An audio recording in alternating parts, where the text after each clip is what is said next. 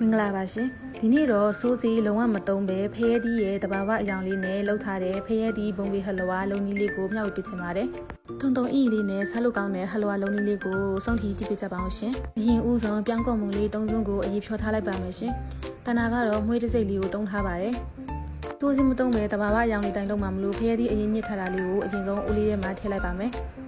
ဖရဲသီးအရင်ညစ်ထားတဲ့ဗီဒီယိုလေးတော့မရိုက်လိုက်ပါအောင်နော်ပြီးရင်တော့တကြားလေးတပကန်းထည့်လိုက်ပါမယ်အချို့ကတော့ကိုလိုသလောက်သုံးလို့ရတယ်ပေါ့နော်ပြီးရင်ပြောင်းကုန်မုံဖြောထားလေးပါထည့်ပြီးတော့မှုထားလိုက်ပါမယ်ထောပတ်လေးပါတစ်ခါရဲထည့်ပြီးရင်တော့မီးအေးလေးနဲ့အဆက်မပြတ်မှုပေးရပါမယ်ရှင်မုံအကြီးလေးပြစ်သွားတဲ့အထိမှုပေးရပါမယ်ရှင်တနာကဒါကပထမဦးဆုံးချိန်လောက်တာဆိုတော့ဖြစ်ပါမလားတွေးနေရဒါပေမဲ့ဖြစ်သွားပါရဲ့ရှင်အရန်အောင်မှစားလို့ကောင်းပါတယ်နောက်ဆုံးမှာတော့ဒီဟိုစီလေးထည့်လိုက်ပြီးဆိုရင်တော့ရပါပြီထည့်မယ်ပကံလေးကိုထောပတ်လေးတုပ်လိုက်ပါမယ်မကအောင်လို့ပေါ့နော်ပြီးရင်ကြိုးထားရဲ့အကြီးလေးထည့်လိုက်ပါမယ်ထည့်ပြီးတော့အေးခန့်ထားလိုက်ပါမယ်ဒီနီလန်းလေးကလိုရတာလည်းအရန်လွယ်တယ်ပေါင်ပစ္စည်းကလည်းငါမျိုးလေးနဲ့စားလို့လည်းရန်ကောင်းတယ်အချိုးမုံလေးတစ်ပွဲဖြစ်တာပေါ့နော်ကိုလိုချင်တယ်လို့အတုံးလေးသုံးပြီးတော့သုံးဆောင်လို့ရပါပြီရှင်